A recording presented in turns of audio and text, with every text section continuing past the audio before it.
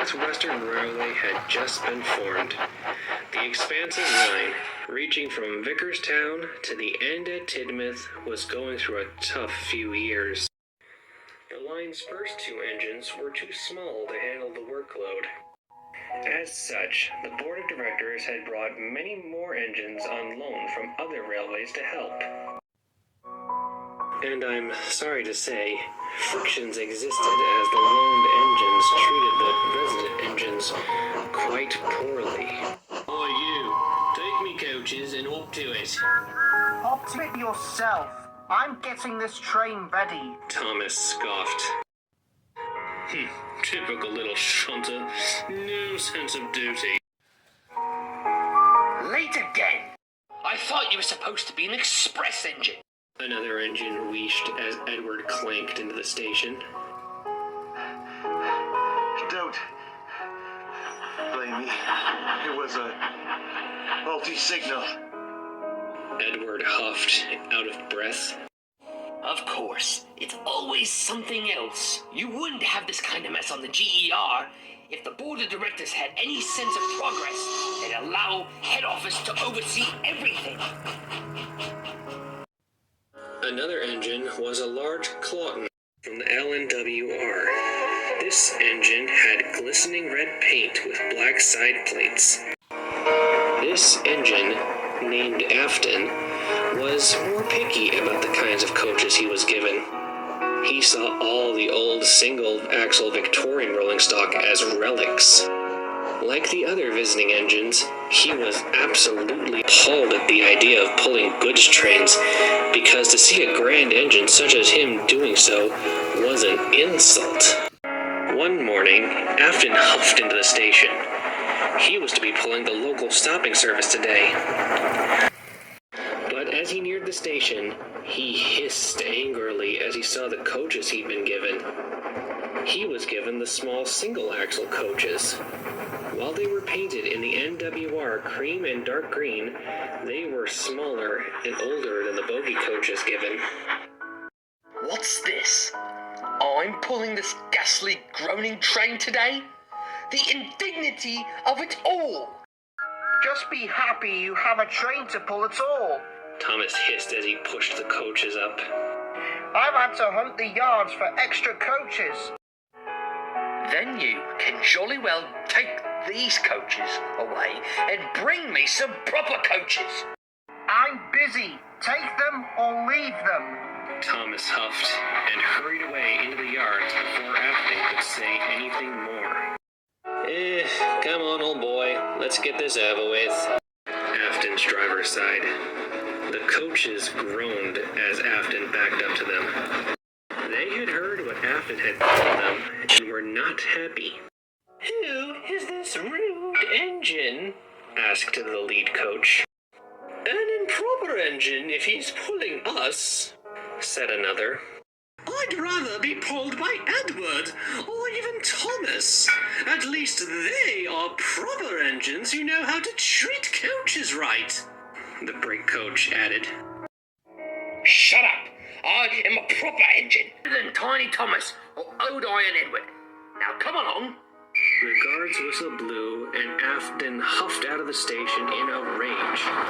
His face was almost as red as his paint. As Afton raced down the line, the old coaches groaned and creaked. They were older and were not used to running at express train speeds. They teared nervously as they rolled along. Slow down, they wailed. Shut up! Shut up! Afton barked back. Just then, the brakes on the train came on.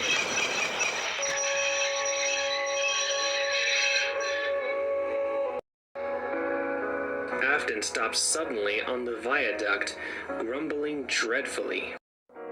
An investigation of the coaches showed that the coach just behind the engine had a loose vacuum hose.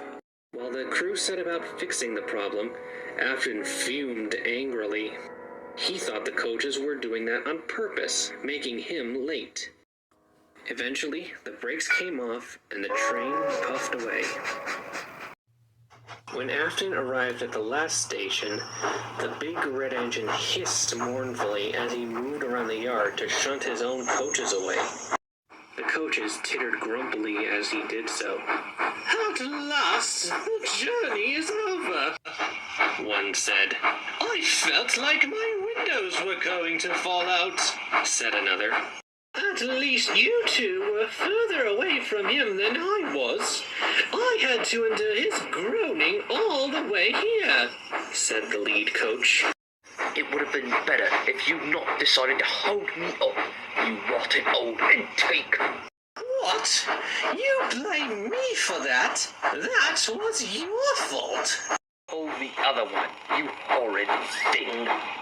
It's not my fault you don't know how to pull coaches, you rotten red sausage. Afton quickly lost his temper. His boiler pressure shot up. Amid the hiss of his safety valve, there was a bang and a splintering crunch. Afton hadn't been paying attention when he'd entered the carriage sidings and had run his coaches into the buffers hard.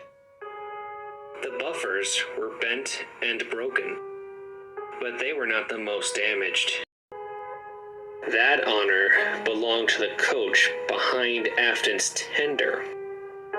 It was squashed between him and the second coach, crushed into a pile of splintered wood and bent metal. The other coaches shrieked in horror at the fate of their sister. Afton just sniffed indignantly. This is what you get for being weak, old antiques. If you'd only been proper coaches, this wouldn't have happened.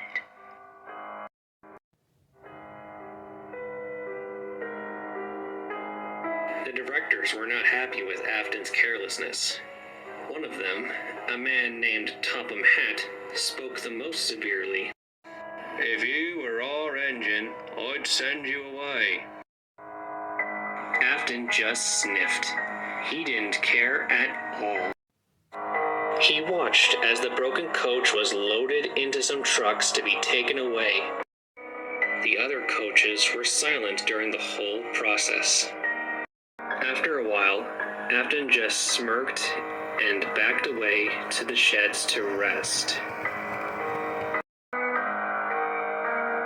Afton's driver was assigned to another engine to learn how to properly handle coaches.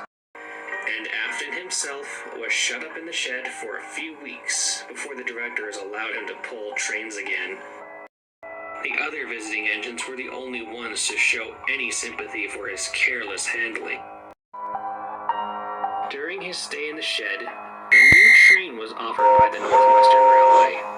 It was a late-night train that offered an express run to Tidmouth, called the Midnight Special.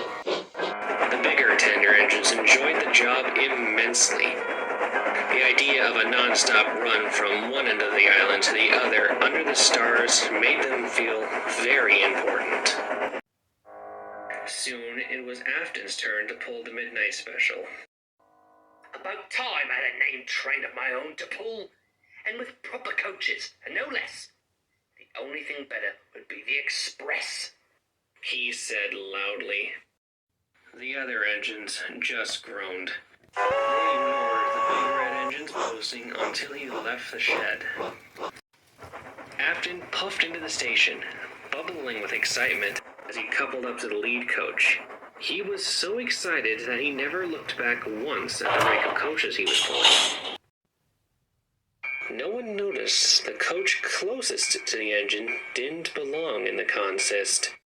It was painted cream and green, just like the Express, but it was smaller and had no bogies, just 2 axles. It was filthier and didn't look like a coach belonging on a prestigious train such as the Midnight Special. The guard blew his whistle and the train set off. Over the sound of the engine puffing, there was a loud groaning noise that came from the lead coach. It sounded like it hadn't been oiled in a long time. Soon, the Express passed under the signals and was gone in a cloud of steam.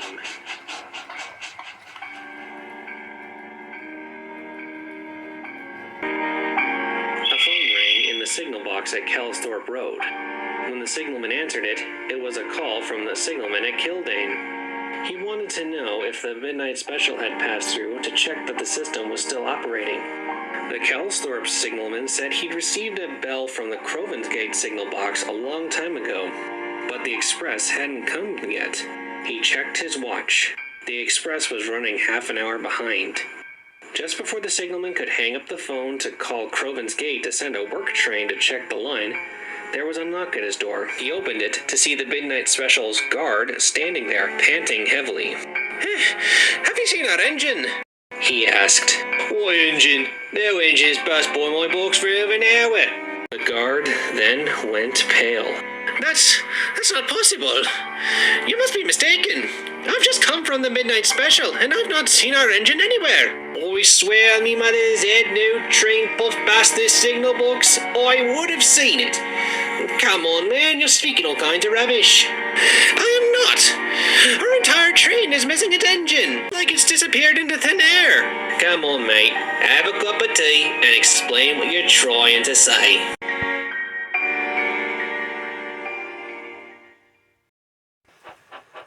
A works train was soon dispatched from Crovansgate. They found all 6 express coaches sitting on the main line neatly, and the irate passengers. From passenger testimony, they said one moment the train was rolling along smoothly, then, after the tunnel, the train went slower and slower until the coaches ground to a halt. When they looked out the window to see what the problem was, they saw there was no engine at the front of their train. Workmen investigated the coaches for damage, but none was found. The coupling on the lead coach was intact. While the works engine pulled the train back to the station, the workmen searched up the line. Perhaps the engine had derailed somewhere before Kelsthorpe, and the guard just missed it. However, nothing. No trace of an engine, or even an accident, could be found. The engine crew was found the next morning, asleep on a bench at Crovansgate by a cleaner making the rounds before the first service of the day. When asked how they got there, they had no memory of what happened after their engine entered the tunnel. Just that, one minute they were entering the tunnel, and the next they were waking up on the platform. A massive search was held to look for the engine, but nothing could be found. For a long time, the Midnight Express was discontinued as the more superstitious passengers refused to ride the express after midnight, worried that if a whole engine could vanish, then why not a whole train of passengers? The mystery deepened when many of the passengers expressed concern for the people who might have gotten in the first coach. The investigators noted that all the coaches were still on the train, but the passengers were insistent that a coach was missing from the express, a small coach just behind the engine. Station staff, porters, and the engine crew of the shunter who assembled the train were just as adamant that they had gathered the rake of 6 express coaches, no more, no less. After extensive investigations, relief was brought to the passengers to hear that everyone who'd bought a ticket for the Midnight Express was accounted for. But the mystery remained. What happened to the engine and the alleged coach? How could an engine's crew wake up at a station with no memory of how they'd gotten there? To this day, the file remains in the Vickerstown police files as unsolved.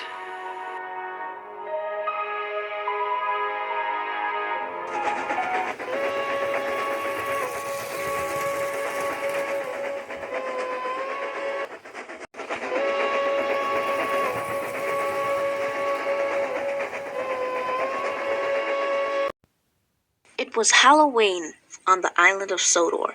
The engines were telling scary ghost stories. All that is, except for Henry 76624 and 98462.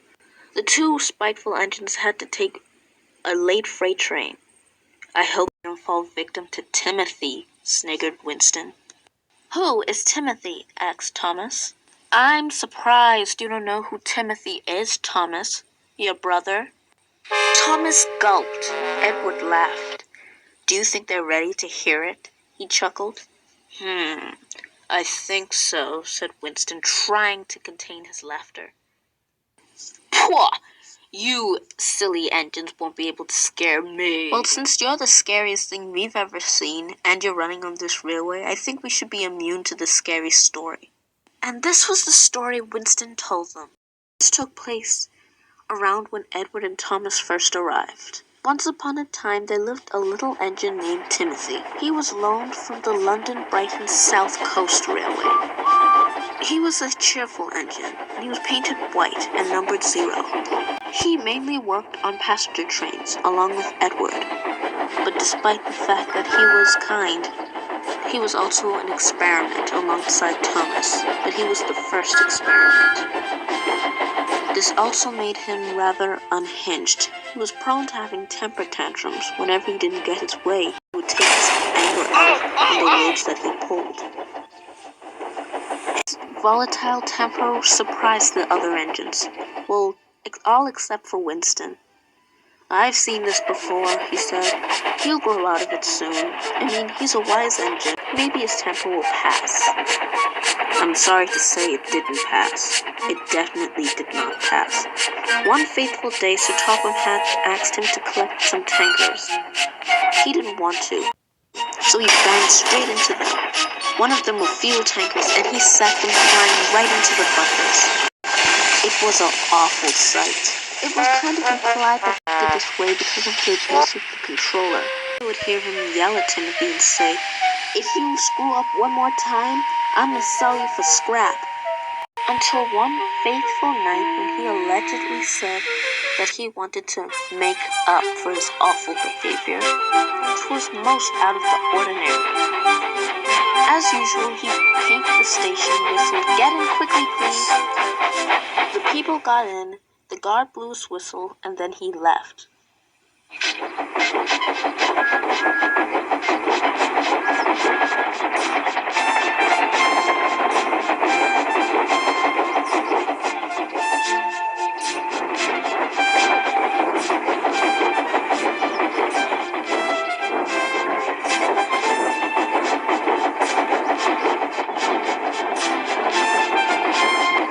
It was very peaceful. You couldn't hear the clatter of any other engine but Timothy.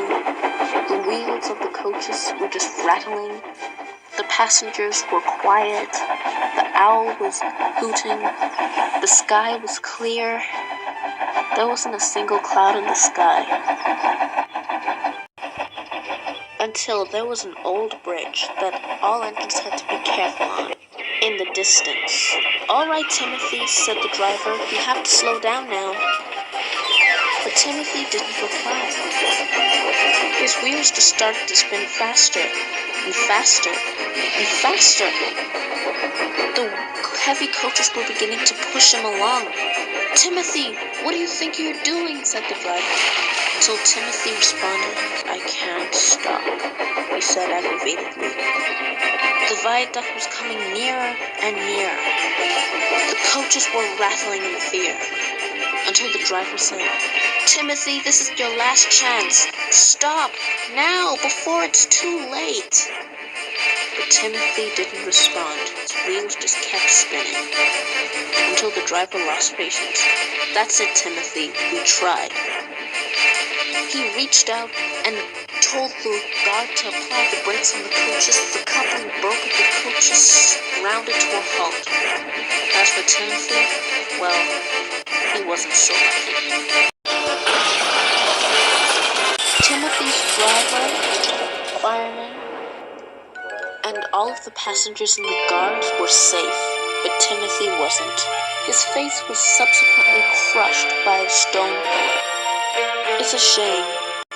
The day afterwards, his remains were sold for scrap to be reused on other engines. The reasons why he did it is forever unknown. Some say it was because he was an experiment, making him not right in the head.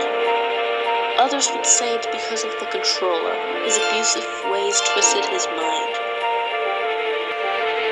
Everyone else says it's because, well, it was a real accident. While the rest says that Timothy was a very intelligent engine, and he wouldn't let an accident happen like that. So maybe it was on purpose. We'll never know. Whenever engines would come to the same bridge where his death took place, they'd say that they swore they saw a white tank engine guarding the bridge, making sure the engine would slow down. Some would say maybe it's just a vision, a star, or just the wind. I think it's just pure ignorance that they would think that. And so that's what happened. Winston finished. The engines were gobsmacked, but none of them were paler than Thomas. So, what you're telling me is that my brother's really dead? He said. He looked like he was about to cry. Edward sympathized. Of course not. Your brother died tragically trying to help another engine. A bunch of fuel tankers ran into him, so he's dead now. Or is he? What? Whoa! Help me! Help me! Thomas! You gotta wait until run away! Oh wait, we can't! Run! Guys, I'm not a ghost. Edward and Winston just found me creepy at first, but then we warmed up to each other and became friends. That's it, and I let them tell the spooky story about me. I'm fine. Wait, so you're not dead?